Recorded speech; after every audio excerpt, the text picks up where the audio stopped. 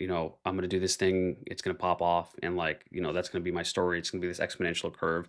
But unfortunately, like those are the few stories that, are out there in the world. But for the majority of people, it is that like slow route.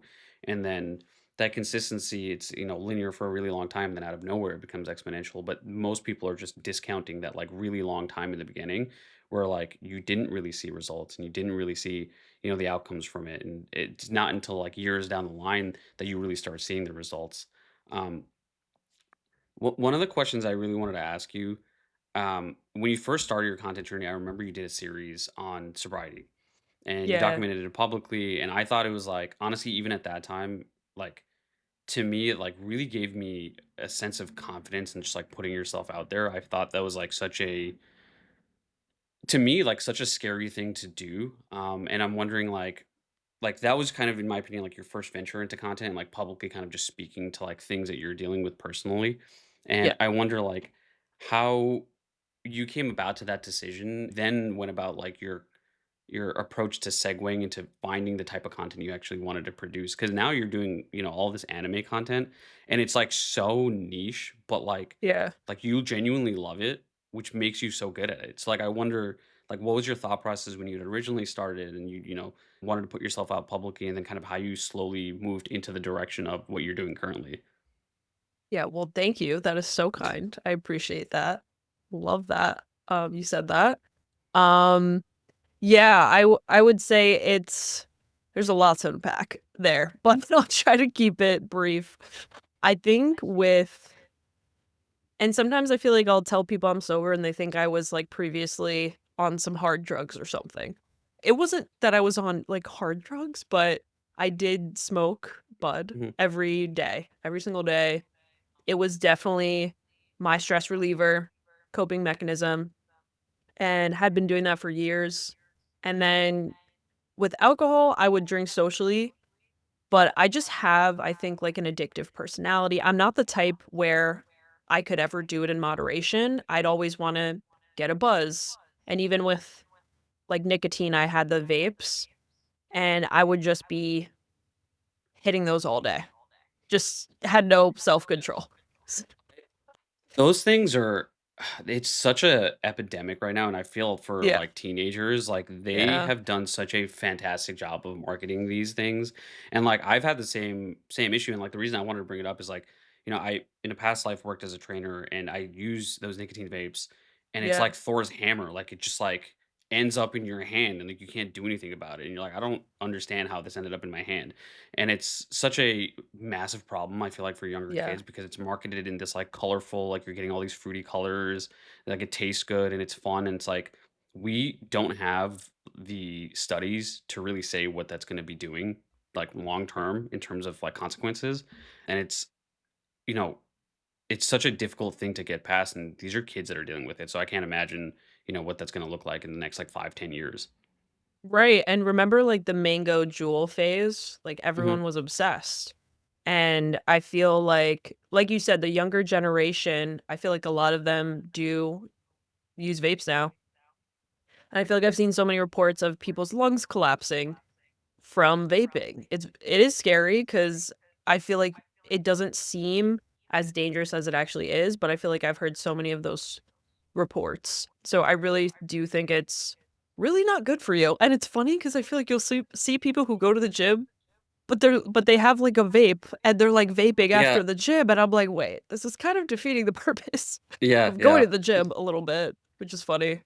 But yeah, so I would say, and to your point, it's very hard to quit because obviously it's nicotine. And I just remember going through a phase where I decided I would quit, but then I would like buy them and then throw them out, buy another one, throw it That out. exact thing.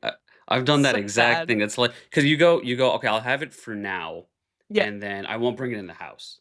And, like, Yes, that's where you exactly. draw your line, and then you go and buy another one, and then you throw it again, then you're like, "Okay, now I'm just throwing out money. Like, why am I Right, now I'm doing just this?" yeah, wasting money. Exactly. Or it would be to the point where, like, I've done some things I'm not proud of. I would be the type where I would, like, always ask my friends to hit theirs, or I'd, like, go up to someone in the bar specifically because I saw they had a vape, And so I wanted this sounds awful, but, like, No, but I like it, it's like Thor's hammer, like, you're like, "Just I need it, it's like, bring it to me." literally, like, oh my god, so bad.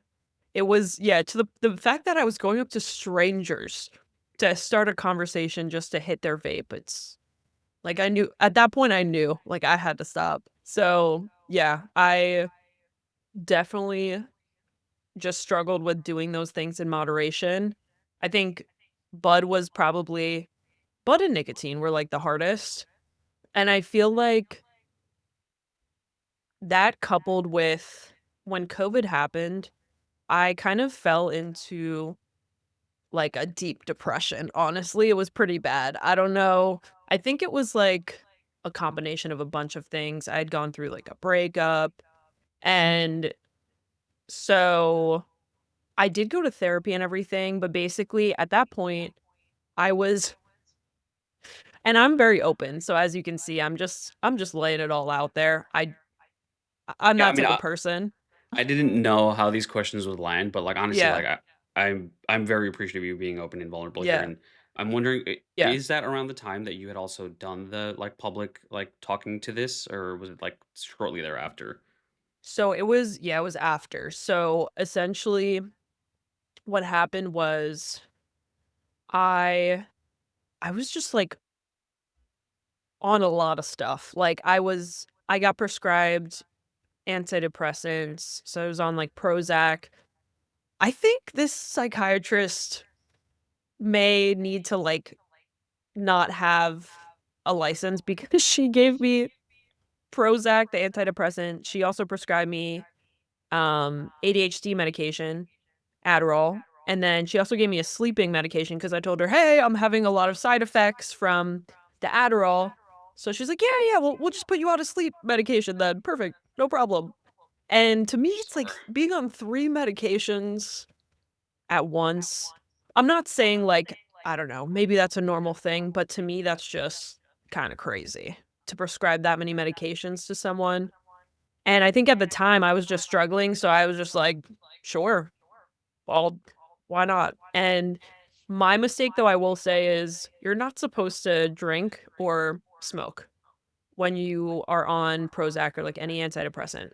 And, of course, I still was. So, that didn't help, but I think it was just, like it got to a point where I just reached, like, the lowest point of my life, pretty much, like, rock bottom, um, and it was literally to the point, like, I didn't even wanna be here anymore, and I think that was, like, a turning point, honestly, where I just realized I need like, something needs to change. I just, like, thought to myself, "Yeah, like, I'm just not happy with myself," and so then literally that day that that happened, something just changed, and I just quit everything cold turkey. So then, like, that day when I quit cold turkey yeah, it's been, like, a year and a half, a little over a year and a half, and I've, like, not touched anything.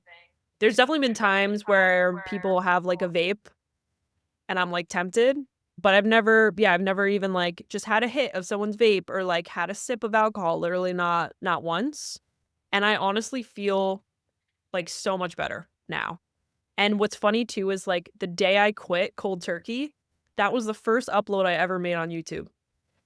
And I think it's kind of cool because I had been wanting to do YouTube since I was literally a child. Always said I wanted to be a YouTuber, like, that was my Yeah. dream, but I just never had the courage to post. And it's so interesting that, like, day 1 of being sober, I started posting, and that was when I posted about sobriety. So I'd literally just, like, talk Mhm. to the camera and be like, day 1 of or why I got sober, day 10 of being sober, day 20, day 30, and just kinda saying what I was experiencing. And it was really helpful because even though not a lot of people were watching, I feel like it held me accountable. So it was kinda like my own personal accountability thing. Yeah. And so I know that was, like, a long-winded answer, but I know your other question too was, um, what made me, like, pivot. So I had been doing that for a while, probably posting about sobriety, I wanna say at least, like, 7, 8 months, something like that, and I literally was just posting about sobriety, day whatever, sober. And what was cool is even though I didn't have that many subscribers or followers or whatever, I think I had like 100, 200 subs on YouTube. But it's funny, I had a lot of people DM me and be like, "Hey, I saw your videos and, like, it's really inspired me to wanna get sober, like, I've been struggling with this, and, like, you just reminded me that I need to, like I need to get sober myself." Like, a lot of people really resonated, which was cool, and, I wanted to, like, get into sobriety coaching, but then I think I also realized that I wanted to do something that how do I put it? Like, I think in my head, I thought that I had to produce content that was helping people, in some way, like providing value. So that's why I really liked putting out that content because I know it's such like a topic of conflict with a lot of people. Like, I think a lot of people are not drinking now. Like, I feel like a lot less people at least, and I do think it's a big benefit to be sober. So I did like speaking on it. I felt like I was helping, but then I think it hit a point where I kinda wanted to find a balance between something I'm passionate about, but also something where it's like I'm having fun. Sorry, I think one point there that I just before I forget, Yeah, yeah, yeah. the idea of producing content that is of value, I think, is a struggle that most creators face in the early stages of figuring out what they want to commit to. Yeah. So I just wanted to kind of get to that point of like, so you spent all this time building this content that was of value, but then you decided like to move from this creation for the sake of others it to something that you found more fun and kind of more for yourself. So I'm wondering, as you kind of made that transition, what you took into consideration of like not kind of just being, this person that's talking about what you're dealing with in your personal life, but things that you actually like truly enjoy in this kind of transition into the anime world that you've done. Yeah, exactly. I think everything you said is spot on, where, like you said, I was trying to also do something more for me versus, "Okay, what can I, like, provide for other people?" I'm big into helping others, but I also think like you said, I wanted my channel to be something really I'm also having fun with and also passionate about. I think anime was like a great middle ground for me. And I was talking to my brother-in-law about this because I said, like, I want to provide value. And he was saying, well, you still can. Like, entertainment is providing value. Like, if you're having fun with it and you're entertaining people and you're having a good time spreading love, like, that's value. And I never kind of thought about it that way, but it does make sense. It's like if you're just anything you're passionate about that you're putting out there, I think is valuable. So, really kind of shifted my perspective after talking to him about that and, like, my sister about it. And I think it's something too where I saw other people doing it very successfully. And because ultimately, like, I did wanna make it into a career, so I did have to think, like, long term as well, like, how can I be making money, also, like, consistently doing something on YouTube? Because I wanted to do something on YouTube, I just needed to figure out, like, what that was that's, like, sustainable where I can make an income as well. And so, like, I saw a lot of reactors in the space literally making hundreds of thousands of dollars a year. And because, like, on Patreon, do you know Patreon? Hmm. Yeah, so, like, it shows publicly the amount of paid members they have. So, yeah, like, they're making hundreds of thousands on Patreon alone, and they're doing anime reactions. And so, to me, that was, like, very motivating to see. And so, yeah, I kinda pivoted to that at that point. And then I have a second YouTube channel that's monetized, and I still do want to, like, post sobriety updates, like, I'm about to film a video doing, like, a year and a half sober and just talk about the benefits, so I wanna, like, throw that content in there, and I'll talk about sobriety here and there in my anime videos as well, so I think it's cool because it's, like, I can still talk about that and incorporate it, and so my second channel, I'm gonna use more to kinda post whatever I want, talk about sobriety, that type of stuff, so I still want it to be in my content a little bit, if that makes sense. Yeah. Yeah, well, I think there's a I've only been consistent for like 3 months now, and I think Yeah. the one thing that I've noticed is when you let yourself be you, it is much more natural, and you Yeah. get to, like, truly just, like, let go versus this kind of pressure to be this persona of yourself versus, like, what you're actually like. Like, I'm about to be a 30-year-old man, and I'm, like, running in a park and, like, making these reels. I'm like, I find it funny, so I'm gonna do it, Thought it and was I've so funny, found by the way. I liked that a I've lot. I thought it was really funny. but, at the end of the day, it's a 30-year-old man just running around in a park, right? So, I've already within the 3 months of doing it, found myself kind of gravitating towards the things that I find funny or enjoy because that's the thing that gets me up and willing to kind of do it. So to everything that you're saying there, like, having the 2 channels and being able to truly be your own personal self in whatever way you feel like representing yourself allows you to have that, as we were saying earlier, consistency and motivation and momentum because you're not thinking or planning or like all of this inertia behind the actual like what I'm going to do. And you're actually just being you, doing you, and like being real. And I think that makes it much easier for you as a creator to kind of have that consistency. That's such a good point. Like you said, if you're trying to put on this persona, this facade, to me, it's just you're not gonna be as successful versus if you are your authentic self, like you said, how you're, like, running in a park. I really resonate with that.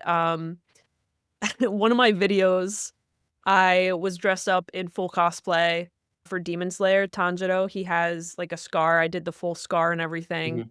And in my intro, I have his katana right there. And so in my intro, one of the characters in Itsu, he does, like, this lunge when he's doing his technique, and he says this whole thing, and I literally, like, I'm in this full lunge, and I'm, like, saying the lines in Japanese, like, "Ichi no kata, Yeah, ekideki-sen," and, like, I did got the it whole down. move. Yeah, I memorized it like a weirdo, and, like, to some people, they'd look at that and be like, "Jeez, that is cringe, like, that is embarrassing." But to me, it's like, I'm just weird like that, and it's funny to me, and I'm always like that. So I think it's good to be a weirdo if you are, like, don't downplay that, and what's funny is, like, that video actually performed extremely well. It's one of my highest performing videos. It's at, like, 10K views, which is pretty good. My channel's still kind of new, and I had so many people be like, "This is so funny." Like, no negative comments, just all kind of saying that it was funny. So, yeah, to your point, I'm all for that. I just will be doing weird shit like that all the time in my videos, and it makes it interesting because otherwise it's like, what, do you wanna be, like, boring and just like Mhm. everyone else, you know? Well, I think everyone is weird, right? At the end of the day, I think Yeah, every single person is bizarre and has their idiosyncrasies and the things that make yeah, them like just odd. But I think at the same time, people are at this kind of middle ground between like confidence and insecurity of what yeah, they decide to publicly show because they're not sure if other people are going to feel a certain way about that. And I talked to Alex about that, where it's like we're always so scared of being judged that we're like not willing to be ourselves anymore. And even in yes. that reel that I'm talking about, like running back and forth in the park, like very quickly I realized no one gave a flying fuck about what I was doing. Like I was going back and forth, people would like look over at me and they'd be like, I guess that's what he's doing, and then just continue on with their life. So I think with the way that people have moved into kind of constantly being on and having this digital identity. People are just so scared to let go and be themselves because they know that the judgment's going to come thereafter. And it takes away from being able to be yourself online and do this content stuff because there is a part of it where it's like when you're online, you do want to have, videos that people are entertained by or find value in or are willing to spend the Yes. time on. Because at the end of the day, time's the most valuable thing people have got. And if they're lending you their time, like they've hopefully are getting something out of it. But Yeah, I think that part of it that people get out of it of your quote unquote quote weirdness is like the true like you, and like that is the value that they're finding is like the thing that you're doing, and they love it because like only you can do it. And it's so, again, so cliche that all these creators that have made it say this the exact same thing, but I think holds very true. totally, yes. I really do agree. It is, I think, a conflict a lot of people, like you said, deal with, wondering if they should. put themselves out there more, but then kind of worrying about the judgment that might ensue with that.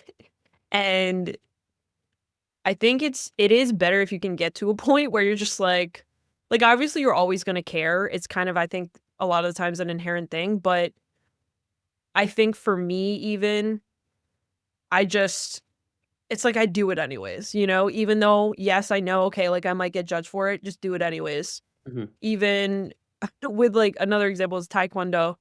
I'm a white belt, I just started. I've only been to, like, 3 classes.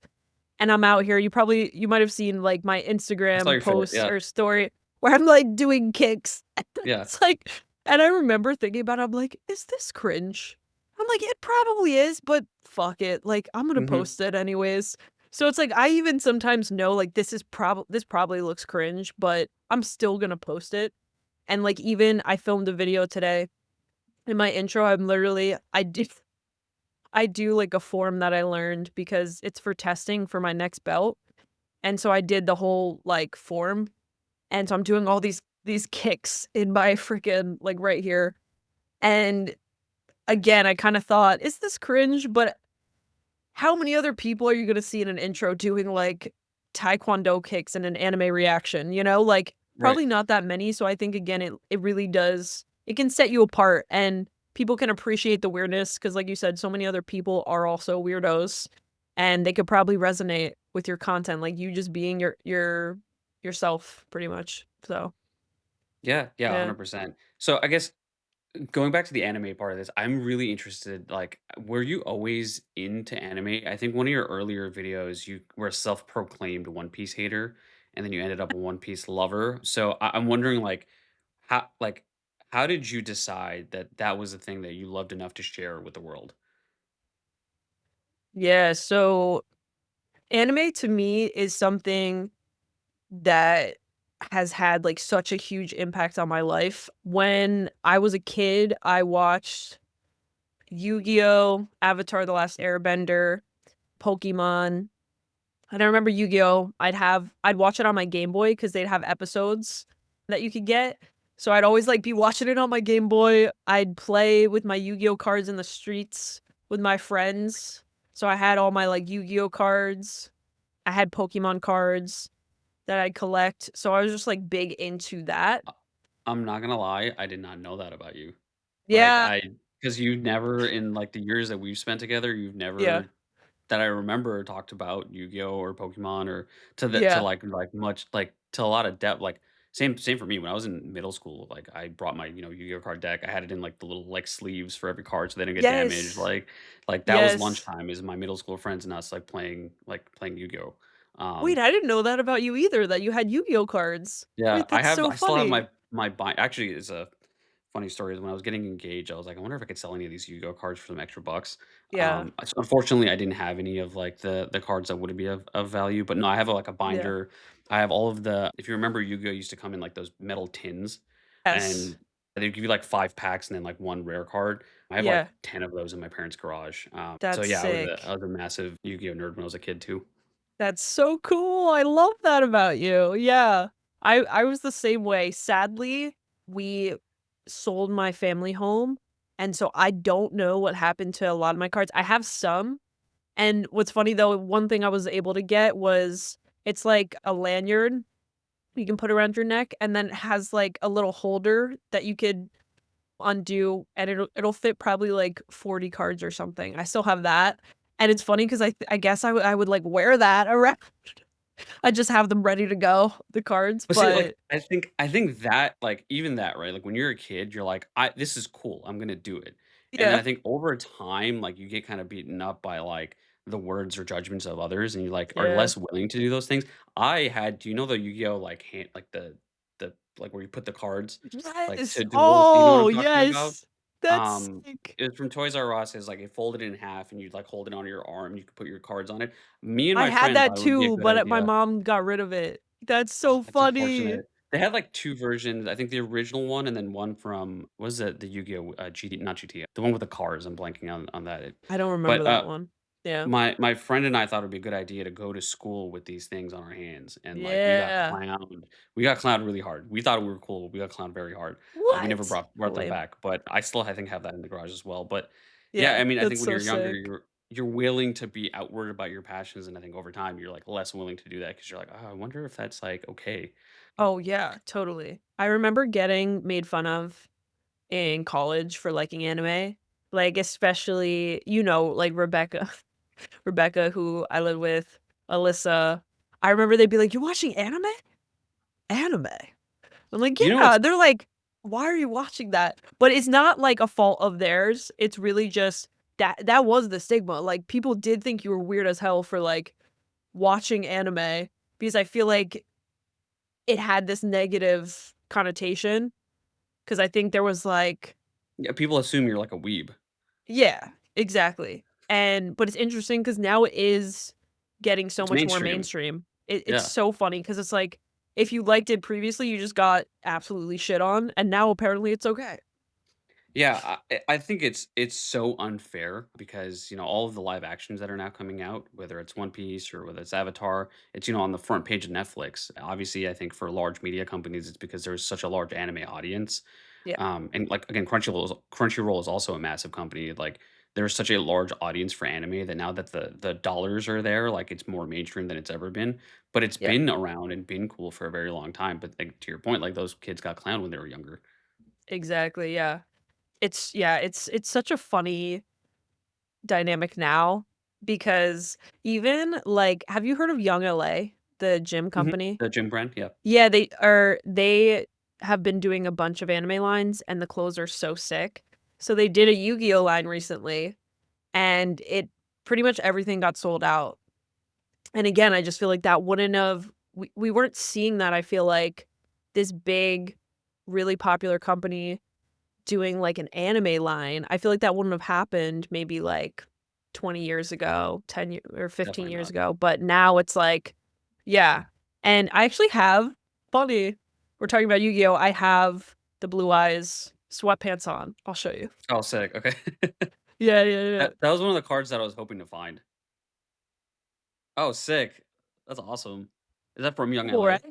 Yeah. Wait, Yeah, and those I are wanna show what'd you say? I said those are sick. I also They're forgot that you took your headphones off so you can hear me. I know, right? And I wanna show you the lanyard thing real quick. It's right here. Hold Mhm. on. Okay, so we got I feel like this is such a dweeb thing to have. Like, I literally it was like a Oh, you freaking could ca no, that's sick. You could carry your deck in there. I know, right? And it has, Yeah. like, a Oh, little is that Young pin. Yugi? Yeah. No, I love that. So cute. Yeah, a little and then I had this as well with, like, a bunch of Oh, yeah, cards. that's another yeah, yeah, yeah. I have a Trading few of those card as game. well.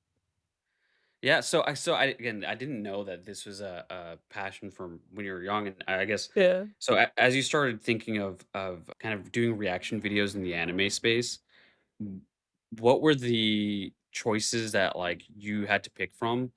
And I wonder before going into that even like anime has this reputation for scenes that like kind of stay with you forever. Yeah. One of the ones that stays with me, I'm not sure if you've seen Full Metal Alchemist.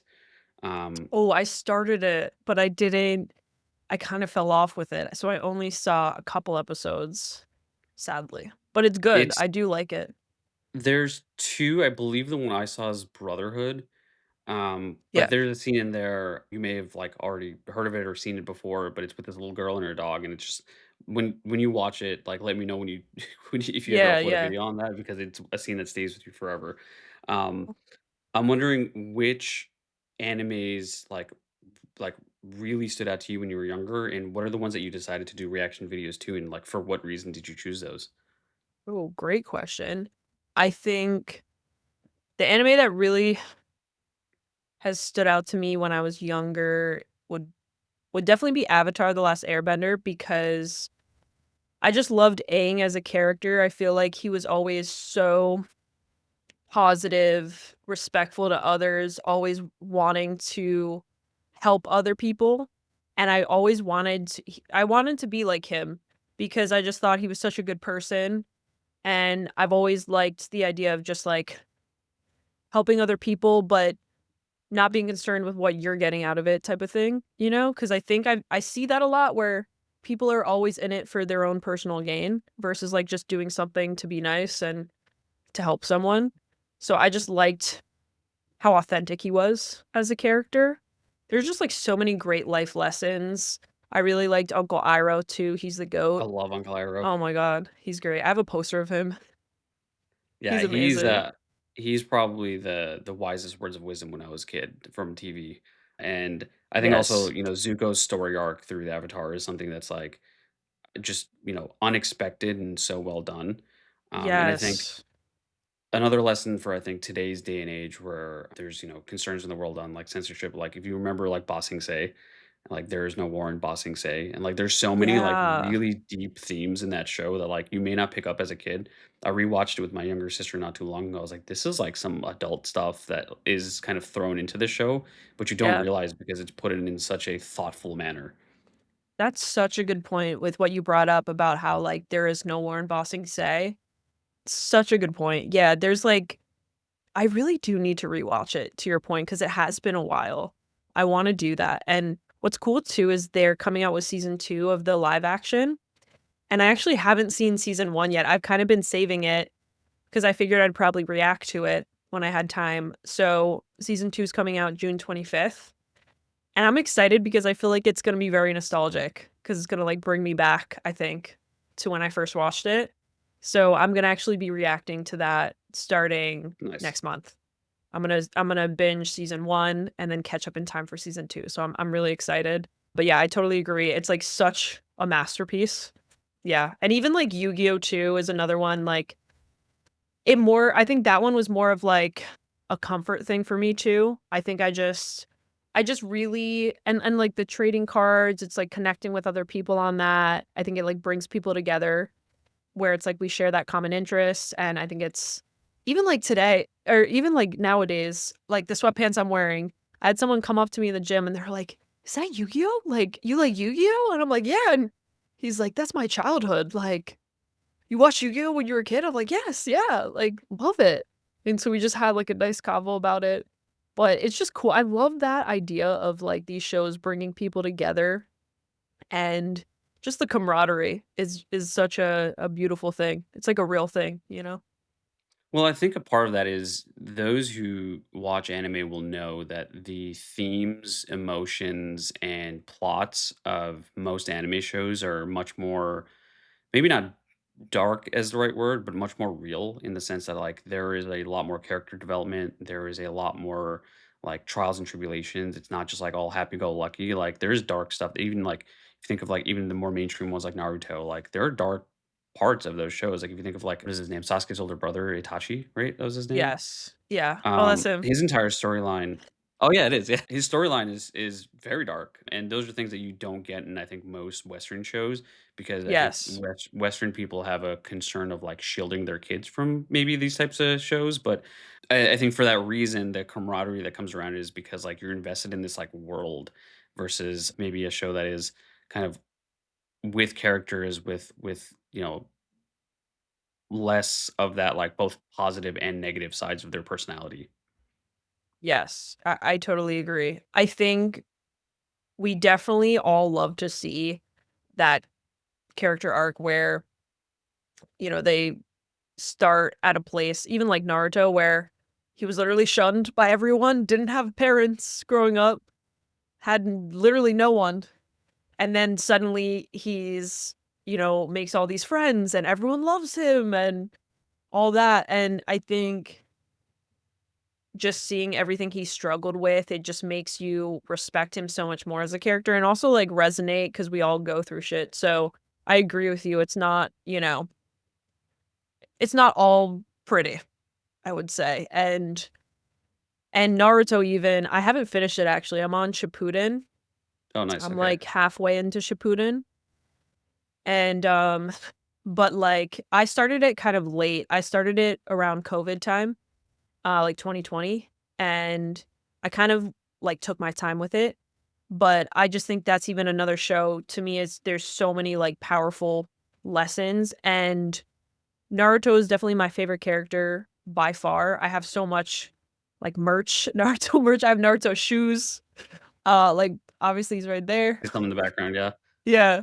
But he just something about that character, he just is so inspiring to me. I think it is the story, like, everyone hated him, and a lot of people will also shitted on him. They'd call him dumb, like, "Oh, it's Naruto, he's so dumb, he's so obnoxious."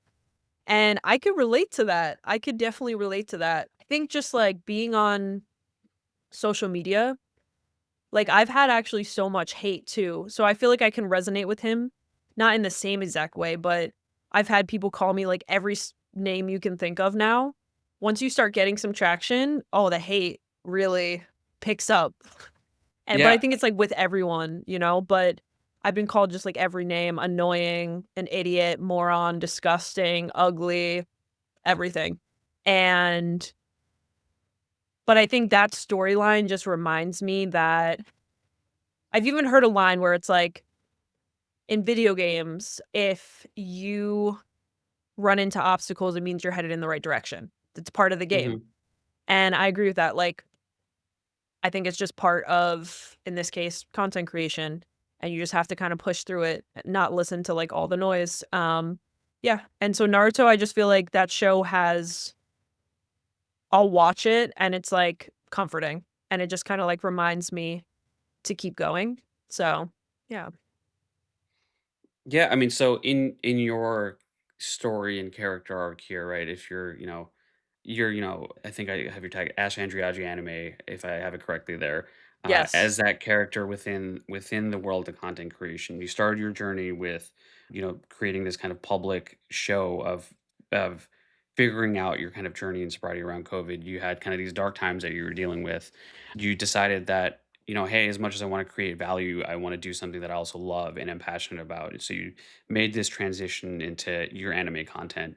And I was actually going to address, like, you posted recently this video about addressing the hate comments. And as you've kind Yeah. of gone from this linear to more exponential kind of growth in your channel, as it's been starting to take off, and you get a larger volume of people kind of pouring in, I'm wondering, how often are you seeing comments like this, and why did you feel like it made sense for you to address this versus just kind of shrugging it off and not thinking about it? Because I think it's very often that this is something that people face. There's two sides of how you can deal with it, which is muting it or deleting the comment, or facing it head on.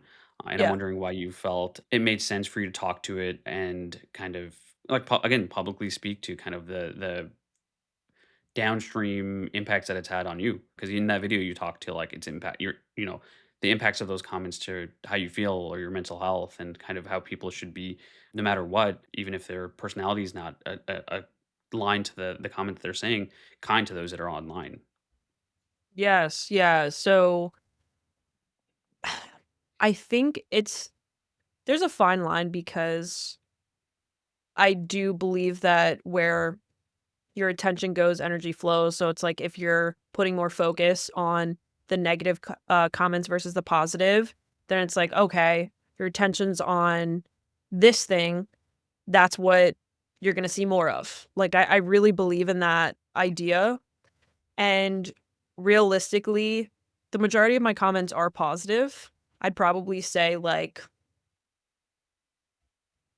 90% are positive, truly.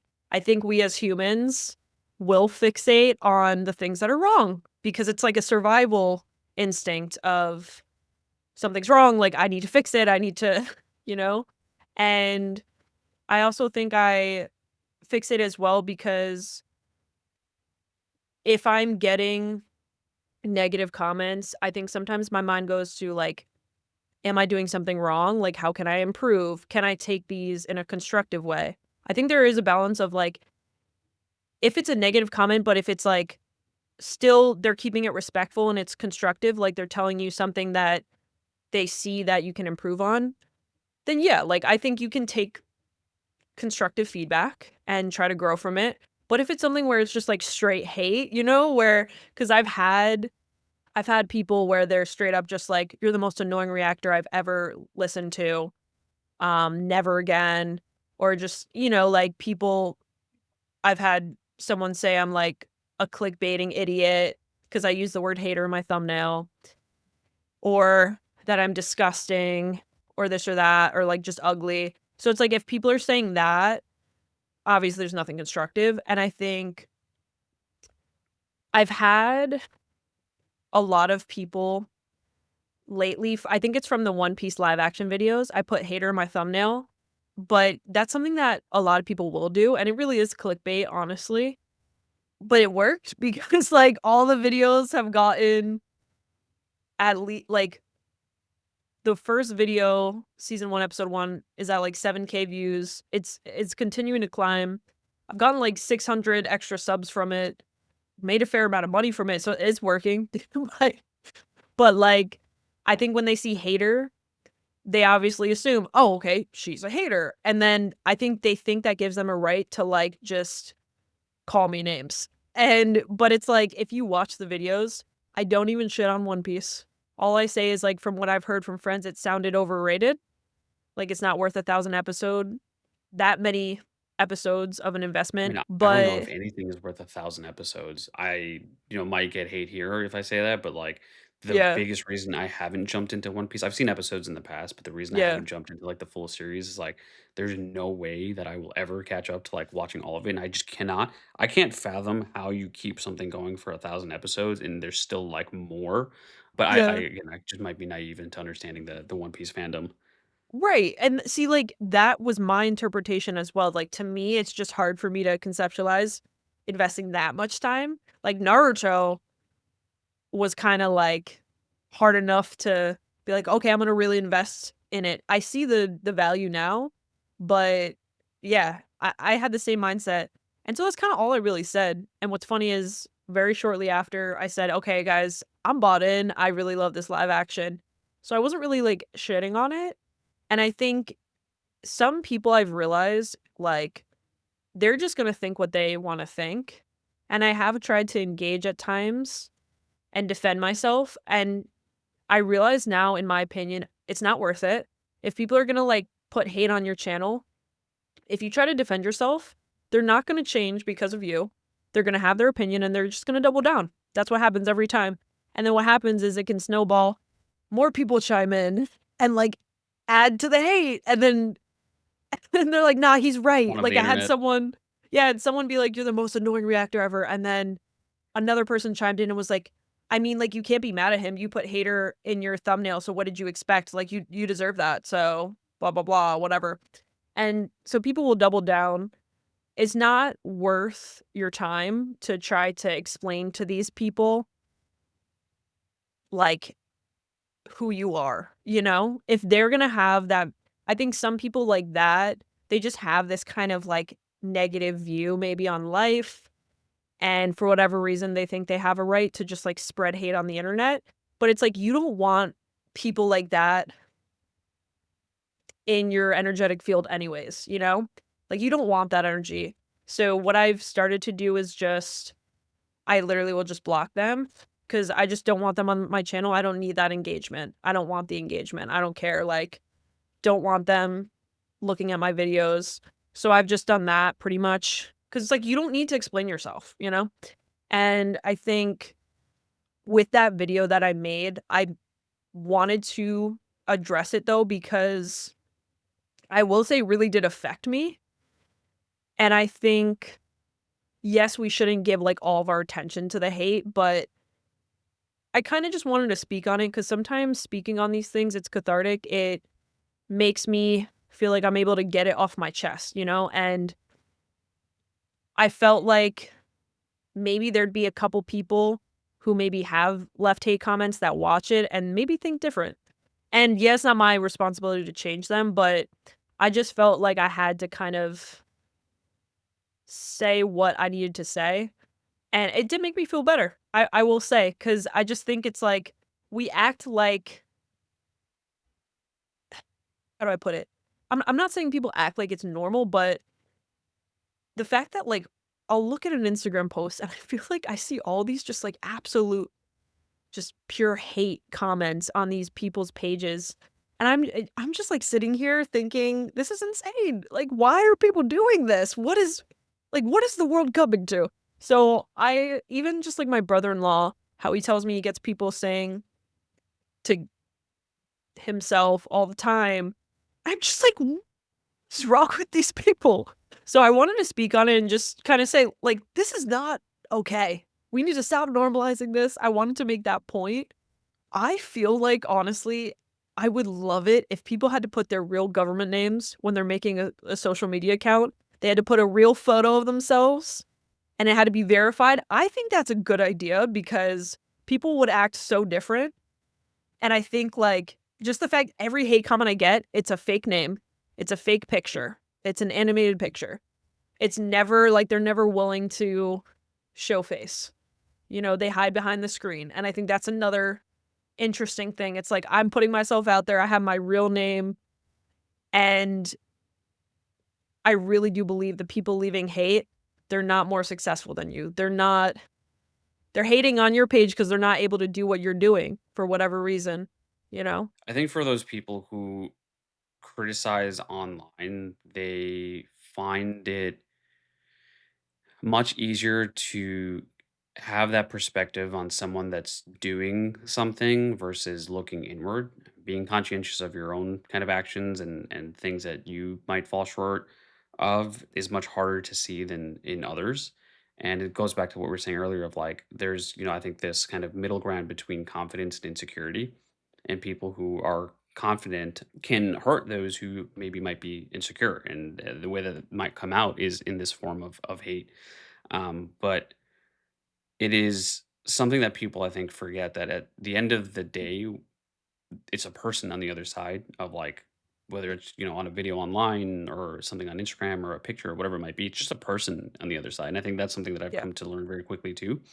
As you start interacting with more people online and you actually start having these relationships enough where you start hanging out with them in person or having longer conversations with them, you do realize it's just another person on the other side. And like they're also just living their life and you don't know what they're going through. So if you can walk away from your interactions as positive as possible, as often as possible, like you can leave the world a better place every time in every interaction. So I don't understand why people kind of don't have that approach, but that's beyond me.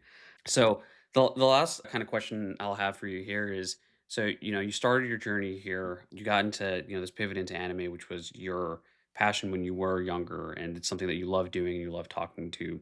More recently, you've gotten enough kind of momentum where you're getting hate, you're getting people's eyeballs in their ears, and they're paying attention to what you're doing enough to the point where they're finding little things that they can point out and call out and kind of bother you on. I'm wondering, as this momentum is picking up, as you're starting to monetize your channel, is kind of what you see as your next steps as a creator, or how you kind of define success within your category of being like a reaction content creator, yeah, and kind of how you're balancing it all with everything we've talked to about, like balancing mental health, your day job, and kind yeah, of everything else that is required of life. yeah. So, I would say as far as next steps, I wanna just keep consistent, keep to a schedule. I have, like, a upload schedule, so I just wanna make sure because now is the time where I really have to stick with it so that my growth doesn't plateau or anything. And so I wanna do this full time for sure. That's my end goal. I hope, maybe within 2 years, hopefully a year, but I'm trying to be realistic. I think 2 years I could definitely do. And if I do this full time, I definitely I think another thing is, and you kinda said this kinda ties into, like, what I eventually wanna do. I wanna do more kinda like collabs too. I wanna network more, and it ties into your question where you said, like, "How are you balancing it all?" So, I think that's something that I've learned is, like, so important, just having a community of people. I really used to have the mindset of, like, "Okay, it's on me. It's just me," which is kinda sad of to think of it that way, but I found this mentorship program, and I actually started doing this program probably, like it's been, like, 7 months, like, 6 or 7 months.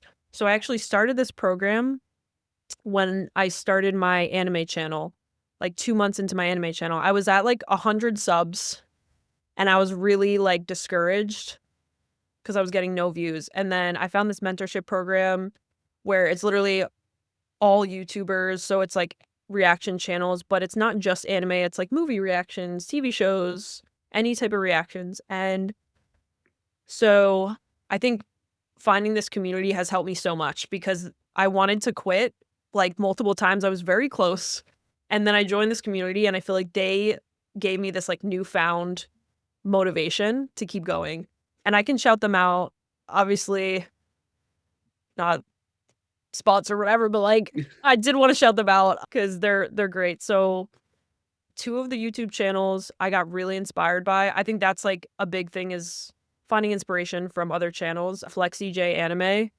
and Rice and Ginger. They're 2 of, like, the top anime reactors in the space, and they do it full time. I think Flexi, she actually does, like, ballet on the side also, Cool. but their channels, like, I watch their videos and they just have such great vibes, they're great people, and, like, they're just so fun to watch, and so, yeah, I've just, like, literally studied their channels and tried to kinda emulate what they're doing, and Rice and Ginger, it's a couple, Ron and Michelle, and so Ron has a second YouTube channel, and he actually does, like, motivational content. It'll be, like, gym, kind of motivational with, like, anime scenes and stuff sometimes mixed in, and I would watch those videos, and it would actually really be motivating for me, and I saw that he had this mentorship where it's, like, Reaction Channel Academy, and it's literally, like, $5 a month, which I've seen things like that be, like, thousands of dollars. To me, that's a scam, but, like, $5 a month, I can do. To me, that's nothing crazy, and so I joined it, and we do Q&As once a week, and I literally met so many people from this, like, literally people I talk to every single day now, and, like, actual, in my opinion, lifelong friends that I've met, like, really, really cool people, and we're doing this thing where it's, like, Reactathon, where it's a group of 3 people, and in 3 months, whoever grows their YouTube channels the most wins, and you, like, win a free, like, year subscription to the Reaction Channel Academy. But anyways, we meet in our groups once a week as well, and so long story short, it's just been, like, so helpful because, again, just going from wanting to, like, quit so many times, joining this community, and, like, hearing someone who's doing it full time just kinda, like, talk about strategies and, like, he's given me his name's Ron, he's given me so much good advice and has really helped me grow my channel so much, and he's just, like he's one of those people where it's not about what he can get out of helping you, it's like he genuinely just wants to help you, and that's, like it's cool to meet someone that genuine. Yeah, and, like, even him, he has met up with, like, Flexi J Anime, and he's met up with this other reactor in the space, Nicholas Light, and he'll just kind of, like, collab with people. He's the type where he just DMs people, he reaches out, and he just puts himself out there, and that's something that's, like, motivated me. I've been starting to kind of try to reach out to people more, and so I think that's just, like, a big thing that, yeah, has been huge, is, like, having that community so you don't feel like you're in it alone, and then this way you can, like, share your wins with people, and it's people that actually care and are like, "Wow, this is amazing, like, you're at X subs." So, that has, like, really kind of, I think, not to be dramatic, changed my life, joining that mentorship program, Well, so I think one big thing to call out there was when COVID happened and everything went fully remote and people just felt so disconnected in life. It's kind of, I think, almost like perfectly fitting that like this is the kind of direction that you're going where it's the internet became a place that was very divisive, but like that wasn't the intent of the internet. It was to be a yes. place where people can connect and find community and find people with similar interests. So I think that's something that I am hopeful that people start doing more of. And I think people are doing more of, which is like finding your community and the people that have similar interests or doing similar things, because then you can just vibe and like talk about the stuff that you like and be on the same page. And it makes it so much more enjoyable because at the end of the day, when you're doing anything, like, it is only so great or enjoyable when it's on your own, but when you get to share it with others, like, at the end of the day, people are social beings. When you get to share it with Yes. others that have, like, the same interests or the same kind of drive or the same kind of direction, you get to kind of work together and in tandem and, like, like you're saying, it's not just criticism, then it's actual feedback from real people versus, those who are just hiding behind these like icons and, anonymous usernames. Yes, exactly. It makes such a difference because, like, even for me, when I hit 1,000 subs, I got monetized. What's funny is the thing I was looking forward to the most was, like, telling people that like, the people I loved who I knew would be, like, hyped about it, and I could celebrate with them because I think it makes a difference when you have other people you can talk about your wins with. It just makes it that much better versus you're just, like, sitting there in a room by yourself being like, "Oh, I Yeah. did this thing," but having, like, a room full of people, not or maybe a couple people that you're able to celebrate with, to me, is, like, way more rewarding, Mhm. you know?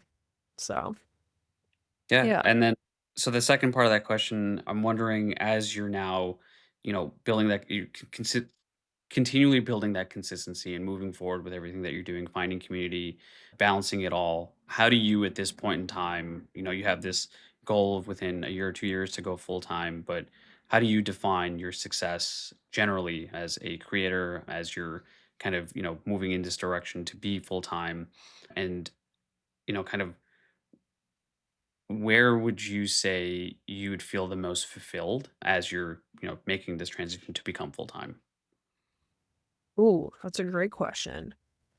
I think so I used to think that the way I'd feel fulfilled is by helping others. Like, to me, I thought that that was my sole purpose, and I think it is. Like, I love being able to help other people, and even in, like, the reaction community, I'll be on calls with people, and if they need my help, we'll walk through thumbnail creation or whatever it is. I love doing that, but I also think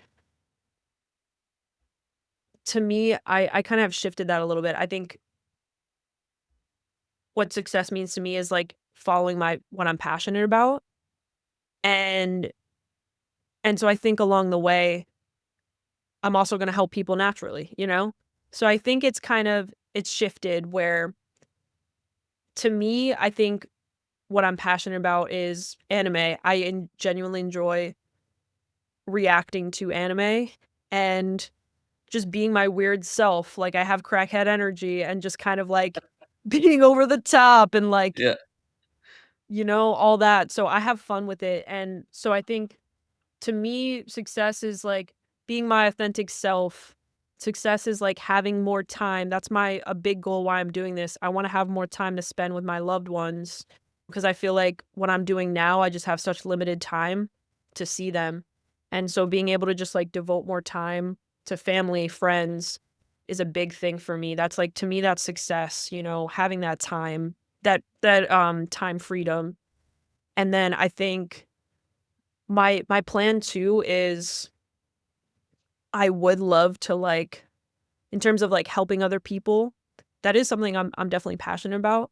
So I think with, like, my second YouTube channel, I do wanna kinda focus more on that eventually, and I would like to maybe eventually, similar to what my mentor is doing, where help other people break out of corporate America. Because I know I have so many friends where they're just, like, chronically stressed, and they're just not having a good time, and they hate their jobs, and they feel like they're always tired. I've seen that like, so often, and it's sad, and I do think what I'm doing and what my mentor's doing with content creation, it's something that can be very sustainable, especially with Patreon. And so if I could help people get into that more too, I would love to do that. Like, I'd love to do more maybe, like, motivational videos talking about my success with it, how to break into content creation, especially in the reaction space. And, yeah, if I could, like, help people, motivate people so that they just can live, like, a happier life, that would be amazing. So I think that is, like, a big goal I have down the line. Obviously, I'm not, like, crazy big right now. My the one YouTube channel I started, it's like 3,200 subs, which isn't crazy.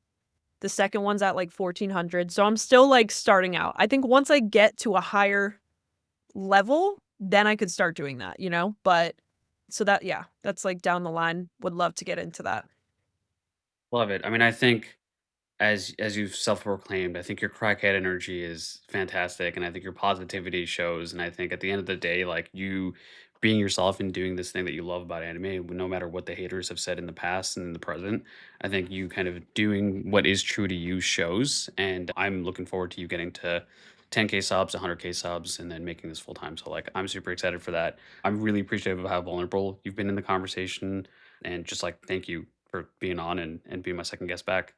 Yeah, I know, and thanks for tolerating my ramblings at times. I feel like I'm just Not going at all. on, but I get very passionate, so forgive me, but I really appreciate, you having me on. It's honestly an honor.